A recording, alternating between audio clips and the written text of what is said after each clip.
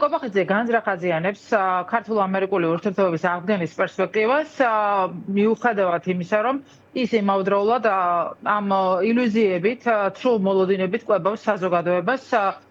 თითქოს სუბსაფრთხოებიდან ურთიერთობების აღდგენის შესაძლებლობაზე ქართული ოცნების პირობებში, მაშინ როდესაც მათ არ სურთ არაფრის გაკეთება და როდესაც საუბრობთ არაფერზე, პირველი უნდა გავიხსენოთ ის, რომ მარკო რუბიომ, როდესაც საქართველოსთან დაკავშირებულ მოსმენაზე ჯო ვილსონს უპასუხა, რომ ქცევის და ტრაექტორიის ცვლილებას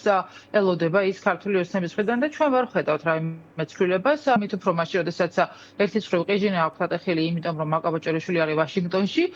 თუმცა იმავდროულად, როდესაც მაკა არის ვაშინგტონში, აქეთ თბილისიდან ეკლე კობახიძე საუბრობს იმაზე, რომ პოლიტიკურ ტერორიზმში იყო ამერიკის ყოფილი ელჩი კელი დეგნანი ჩართული და რომ თურმე მხოლოდ ერთხელ დაეხმარა შეერთებული შტატები საქართველოს და საერთოდ ძალიან საგულისხმოა ეს სუბსაფრთხოების მომენტი. 30 წელია შეერთებულ შტატებს აქვს უდიდესი როლი საქართველოს სახელმწიფოს მშენებლობაში, მარტო ეკონომიკაზე აქცენტი ესეც გამიზნულად კეთდება, იმიტომ რომ შეუძლებელია ეკონომიკააშენა, როდესაც უსაფრთხოება გაქვს მორღვეული, როდესაც დემოკრატიის გამოწვევები, როდესაც საზღვარი არის დაუცველი და შეერთებული შტატების დახმარება ყველა მიმართულებით იყო, იქნებოდა ეს საზღვრის დაცვაზე, იქნებოდა ჯარის მშენებლობაზე, რომელიც სასიცოცხლოდ მნიშვნელოვანი და საამაყო არის, ფიქრობ, თითოეული ქართველისთვის და საქართველოს თავდაცვის და უსაფრთხოებისთვის და მათ შორის ეკონომიკაში და როდესაც ის ამბობს, რომ მხოლოდ ერთხელ მოხდა, ესეც გაუფასურებაა შეერთებული შტატების დახმარების და ესეც ანტიამერიკული და სწორედ ანტიდასავლური რიტორიკაა. ამიტომ ეს კიდევ ერთხელ აჩვენებს იმას, როგორ საბოტაჟირებას ახდენს ირაკლი კობახიძე იმ შესაძლებლობის, რასაც ქვია შეერთებულ შტატებთან სტრატეგიული პარტნიორობის აღდგენა, რომელიც თავად ირაკლი კობახიძემ და ბიზნეს იმუშმა ერთად დააზიანეს და ამ პირობებში, როდესაც სომხეთი და აზერბაიჯანი აფორმდებიან სტრატეგიულ პარტნიორობას შეერთებულ შტატებთან და ბევრად მეტი ხარისხით, რომ რასაც მათი სტრატეგიული პარტნიორების დეკლარაციების მოწმობს, ამ ვითარებაში ეს ყველაფერი კიდევ ერთხელ აჩვენებს მხოლოდ ერთ რამეს. აი 20 იანვარი ალბათ გახსოვთ ხო თქვენ საკრალური თარიღი 2024 წლის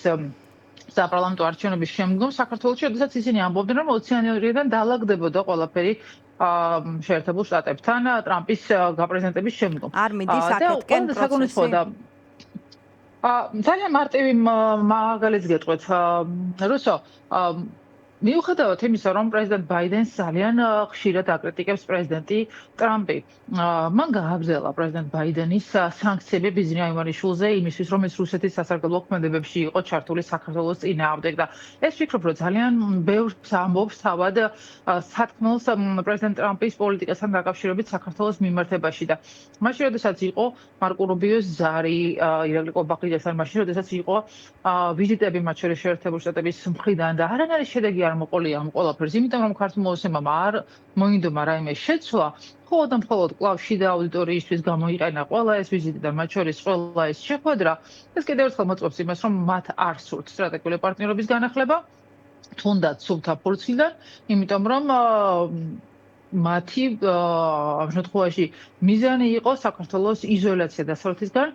დასავლეთის ლანძღვა და მათ შორის გაუფასურება მთელი იმ დახმარების, რომელიც საქართველოსთვის ჰქონდათ და აი ეს აქცენტებიც ეკონომიკა. ამ სანქციებთან დაკავშირებით ის, რომ შენარჩუნებულია ოცნების ლიდერების მიმართ, ამას ასეთ დროს ამ თემაზე როცა მიდგება საკითხი, მაშინ ირთვება პროცესში შეთქმულების თეორიები, რომ Deep State-ი უნდა დაამარცხოს ტრამპმა და შესაბამისად შემდგომ უკვე რაღაცნაირად ეს პრობლემაც მოგვარდება, მაგრამ ხელისუფლებას აქვს მუდამ ეს არგუმენტი, რომ თუკი ჩვენ ამერიკასთან დაკავშირებით უკმაყოფილებას გამოვთქვამთ, ეს ეხება ძველ ადმინისტრაციას. იგივე არის კელი დეგნანთან დაკავშირებით კითხვაზე პასუხი და ამჯერადაც კობახიძე არა მოქმედს, არამედ წინა ხელისუფლებას, წინა ადმინისტრაციებს აკრიტიკებს. იმიტომ რომ მარტივია წინას კრიტიკა. კი ბატონო. მიზანი რა არის? ანუ ერთის მხრივ გაუფასურება და დახმარებებისა, თუმცა ხელისუფლებისგან როგორ უნდა წავიკითხოთ, რომელიც ასევე ამბობს, რომ ჩვენ გვინდა ურთიერთობის გადატვირთვა. არა, მოდით ესე ავხსნათ. საქართველოს თითოეულ მოქალაქეს რომ მკითხოთ, ვინ არის ყველაზე ძლიერი სახელმწიფო, ყველა გეტყვით შეერთებულ შტატებში. ამ ძლიერ სახელმწიფოსთან მეგობრობა და სტრატეგიული პარტნიორობა საქართველოსნაირი პატარა ქვეყნისთვის, რომლის სუვერენიტეტის მხარდაჭერა სასწრაფოდ მნიშვნელოვანი იყო შეერთებული შტატების მხრიდან და მე გაგახსენებთ მათ შორის იმ საკანონმდებლო აქტს, რომლის თანახმადაც თუ რომელიმე ქვეყანა აღიარებს ჩვენს ოკუპირებული რეგიონების ეგრეთებულ დამოუკიდებლობას, ვერცერთ ცენტს ვერ მიიღებს შეერთებული შტატების ბიუჯეტიდან და ეს იყო ძალიან მნიშვნელოვანი ორპარტიული მხარდაჭერის მქონე საკანონმდებლო ბიუჯეტო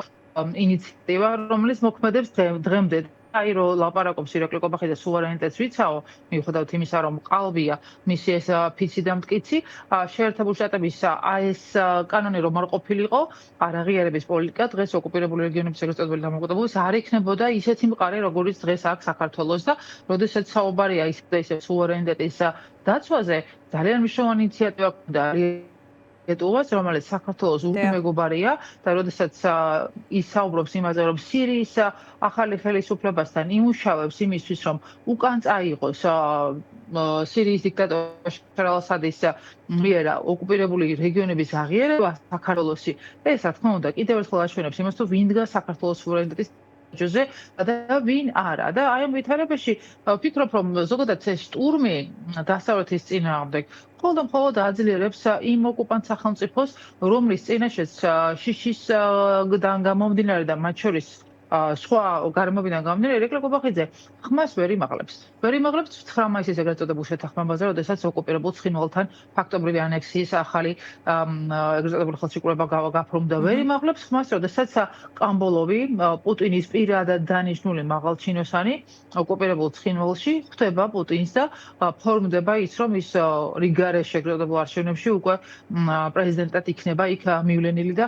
კიდევ ერთი განზომილება იქნება გაფორმების. ვერ იმაღლებს როდესაც რუსეთი ღიად ამბობს, რომ ოსური ნომრებით თურმე ევრაზიის ეკონომიკური კავშირის ქვეყნებში შეეძლებათ ოკუპირებული ცხინვალის მაცხოვრებლებს შესვლა, რაც რა თქმა უნდა დამატებითი ვირეშმაკულის სვლა არის იმისთვის, რომ აღიარების წინაპირობების შექმნან ამ ქვეყნების მიუხედავად იმისა, რომ ისინი მტკიცედ არიან საქართველოს სუვერენიტეტის მხარდამჭერები. შესაბამისად, ეს კიდევ ერთხელ აჩვენებს იმას, თუ როგორ ვნებს ირაკლი კობახიძე საქართველოს სუვერენიტეტს და ამ ქვეყნის თავისუფლებას და მთელი ეს საუბრები არის პარალელურად ამბობს, რომ ნახეთ შეერთებულ შტატებთან რაღაც ტიპის ურთიერთობა არსებობს, უფრო მეტიც ჩვენთვის მნიშვნელოვანია, რომ ჩემს მისვლას ასეთი წერილით გამოხმაურება მოხდა და ასეთი გზავნილები ქმნის ოპტიმიზმს, რომ ურთიერთობები შეიძლება მალე გადაიტვირთოს. ეს ოპტიმიზმი რამდენად რეალური ოპტიმიზმია?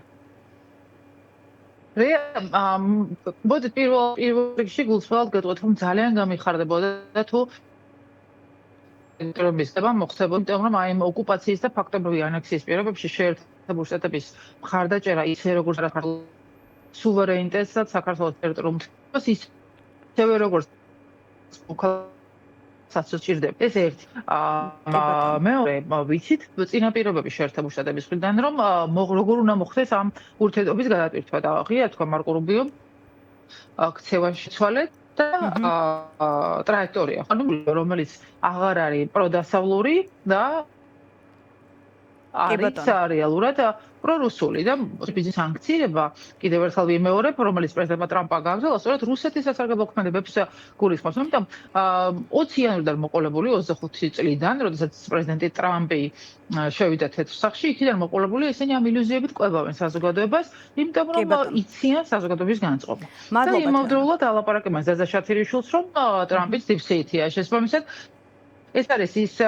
სიმძიმე, რომელსაც ჩვენ ვხედავთ და კიდევ ერთხელ იმის გაშიშლება, რომ არანაირ სუვერენიტეტს ისინი არ იცავენ და სუვერენიტეტი არის ის ღირებულება, რომელზეც დგას დასავლეთი და ლიეტუვას ევროკავშირის და შეერთებული შტატების მხარდაჭერა საქართველოს სუვერენიტეტისთვის, ვფიქრობ, ამის კაფიო და მტკიცე დასტურია. მადლობა თქვენ. მადლობა თეონა აქუბარდიას, მე მას დავემშვიდობები.